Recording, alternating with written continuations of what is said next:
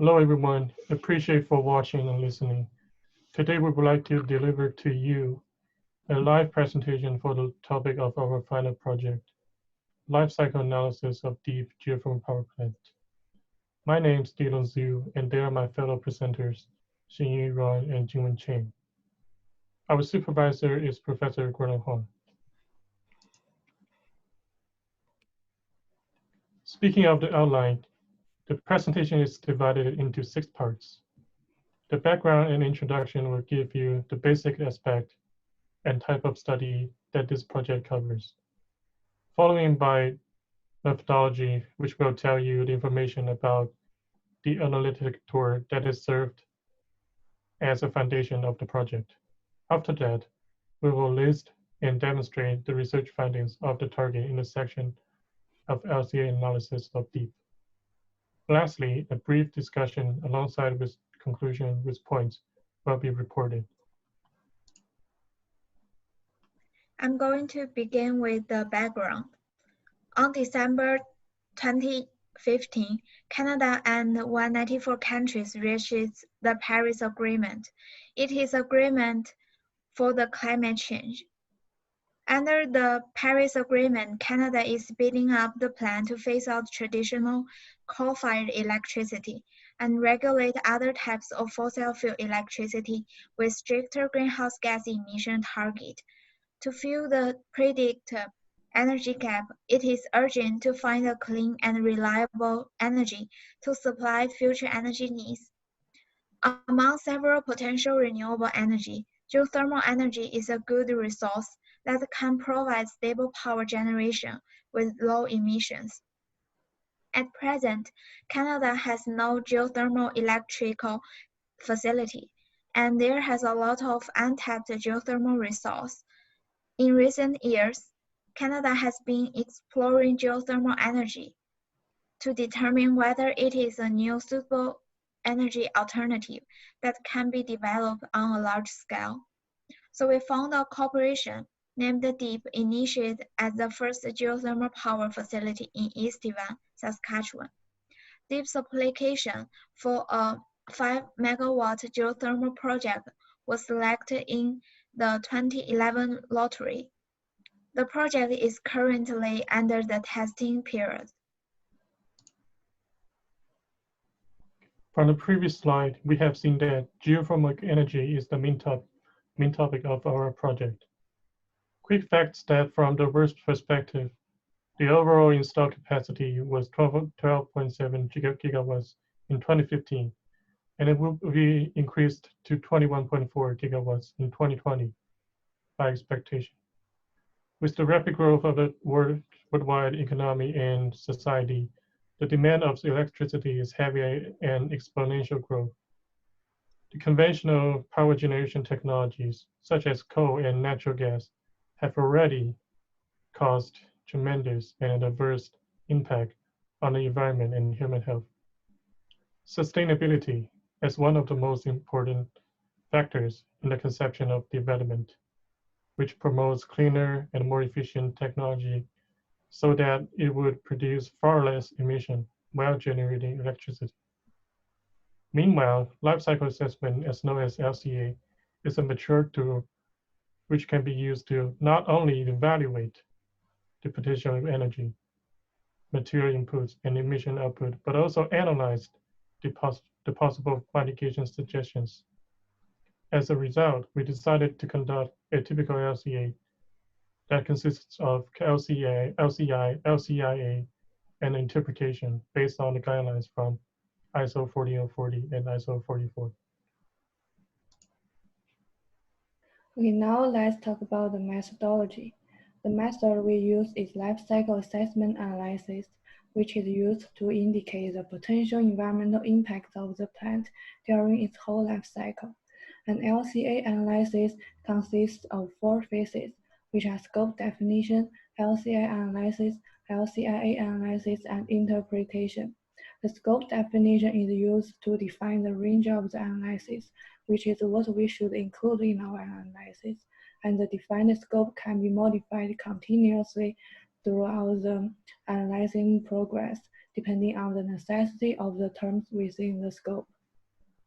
The LCI analysis is life cycle inventory analysis, and it is used to find the inventory flows of the plant.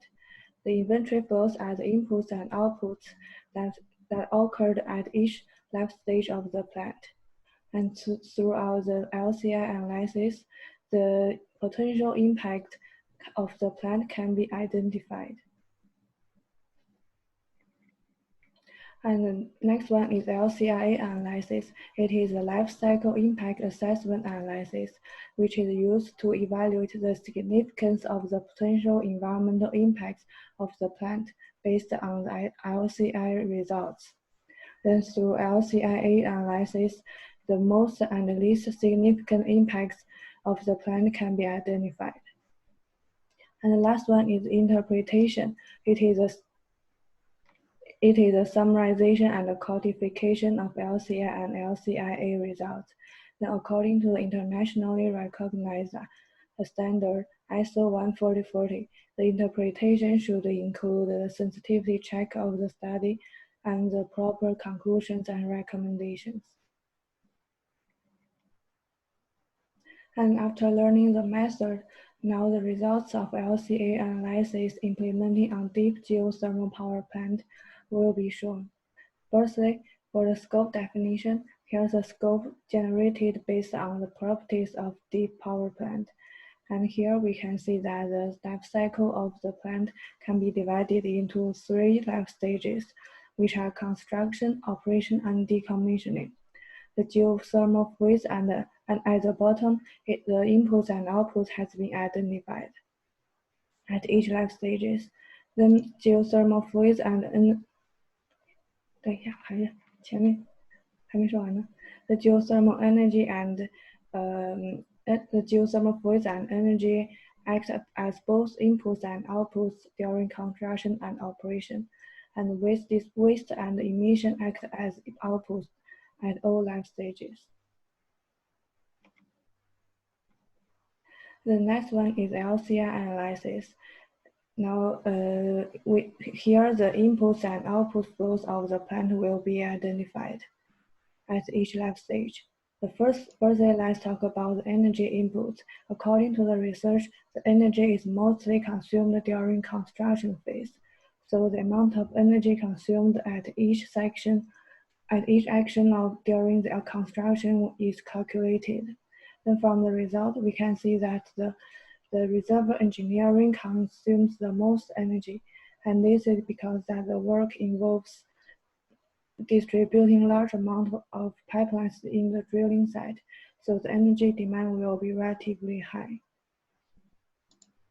And here's the sample calculation of the energy inputs. And next one is the raw material inputs. The material is consumed during the construction and operation phase of the plant. When for construction phase, the material is mainly used during drilling and casing phase as well as building phase. And for drilling and casing, from the result, it can be seen that the steel is consumed the most. And this is because that the main structure of wells and the pipelines are made of steel. So during the manufacturing, the steel demand will be higher than any other types of materials. And here's the sample calculation for material consumption during drilling and casing. And for building, from the result, we can see that water is consumed the most. And this is because that large amount of water is consumed during the functioning of equipment and the manufacturing of the building materials. And here's a sample calculation for the building. And for operation phase, we can see that the geothermal fluid is consumed the most. And this is because that the geothermal fluid is one of the most significant components during the operation to promote the turbine for electricity production, which need to be consumed continuously during operation.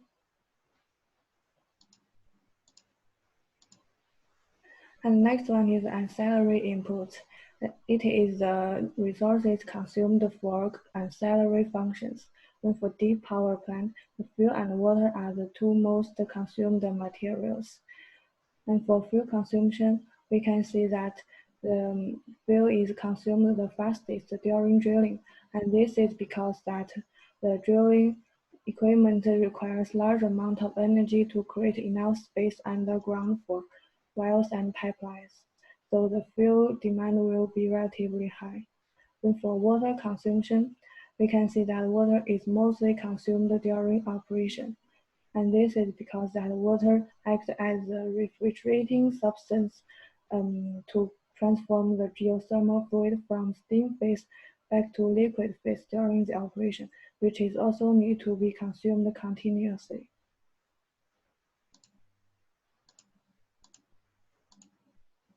And now let's talk about the plant outputs. Firstly, we'll talk about the plant emissions.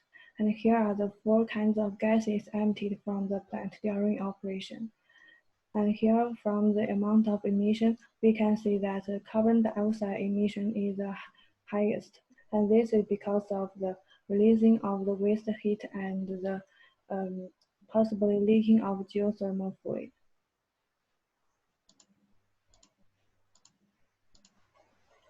And the next one is the energy output. During the operation of the plant, the thermal and the electrical energy will be produced. And here we can see that there are 23.69 megawatt thermal energy produced, which can be used for electricity production and heating.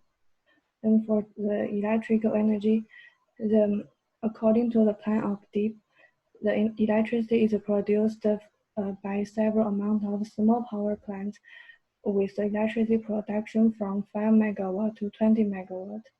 Then to reach the 5 megawatt production, the efficiency of at least 21.1% turbine is required.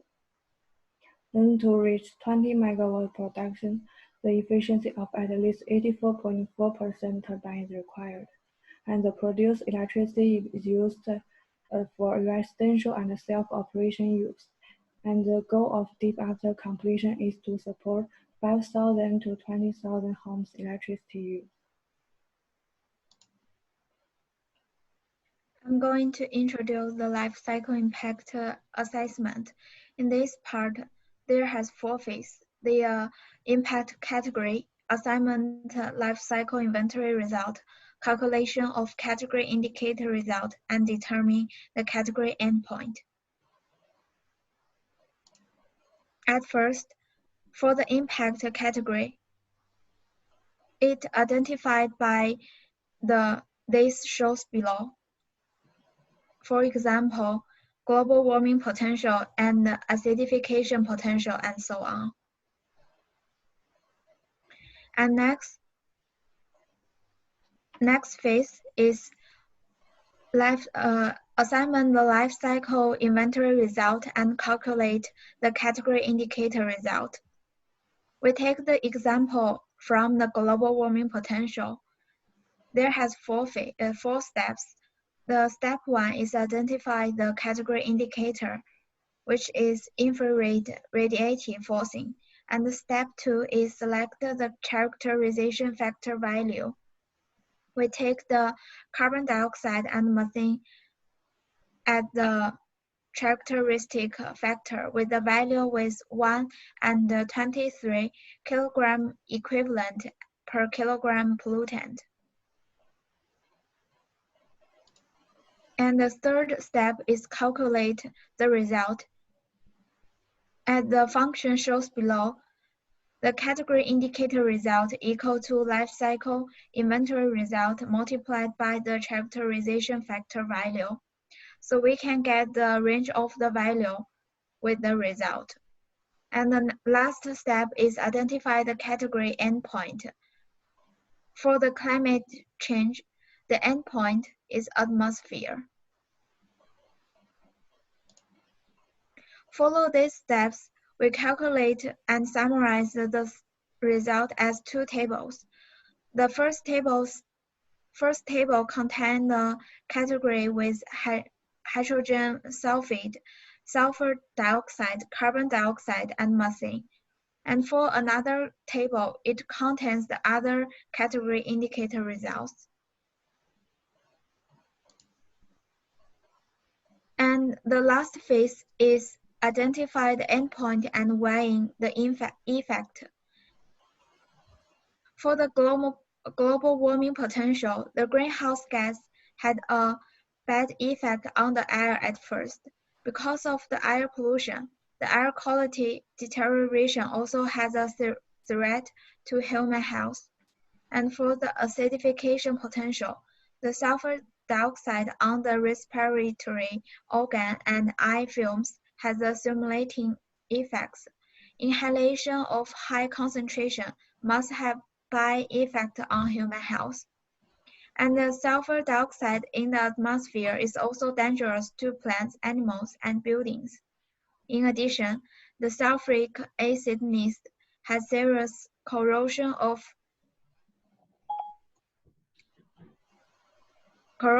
metal products and make the soil, river, and lakes become increasingly acidification. And next is eutrophication potential. The eutrophication potential may result in several impacts on water body. For instance, it will make the odor from the water body, increase the turbidity, and dissolve the oxygen, and also cause the discharge to toxic substance from algae. And the last part is ozone layer depletion potential. After the ozone layer is greatly depleted, the ability of absorbing ultraviolet radiation is weakened, and resulting in an increase of ultraviolet radiation, resulting in reaching the Earth's surface, which brings hazards to human health and ecological environment. In addition, ozone layer depletion is also harmful to plants and aquatic ecosystem. As a result, from analysis and weighing, it shows that global warming potential has the most impact on human health and ecological health, and acidification potential also have some effects. But for other category indicator, they have less impact on environmental and human life. Okay, now I would like to go through the last phase of LCI study, interpretation. After findings in LCI and LCIA, we found that among the phase of LCI, the sum of the energy input is quite substantial, up to almost 3 million megajoules, and holds 97.2% of overall energy input. It is obvious that diesel consumption has close relationship to the energy input. This review will be also shown in the following slides. Furthermore, a set of completeness and consistency check will be illustrated in the next slide. Completeness and consistency check are helpful because they guide us to have an improved dataset for the LCA study in terms of quantity and quality. The data extracted from sources can be varied to books, articles, and publications. From the first instances of the completeness check, it can be seen that we have classified the data based on 3 sections, which are life cycle stage, classification, and unit process. The life cycle stage is directly related to the scope of our LCA study, and the classification and unit process are connected to the guidelines from ISO, respectively. Then we would put a circle corresponds to the associated unit process to ensure that the information is enough to learn or requires more details. At the last section, a need more iteration means that we find more information so we can compare and contrast different data sets. In this table, most of the data are found and processed. Nevertheless, it is depicted that only 3 unit processes have available data. This is due to the limited information that we could find in the sources. For another set of data, it can be observed that overview is broader because of the variety of the database. In terms of the retrospect of LCIA, the climate change, acidification, and eutrophication are determined as the potential environmental impact. We have concluded that there are 2 reasons which may lead to the influences. On the one hand, a binary geothermal power plant will release greenhouse gases that cause climate change. On the other hand, the large capacity generator driven by diesel also emits gases which can result in acidification and eutrophication. In addition, emission caused by diesel generator may create issues when humans breathe in the gases.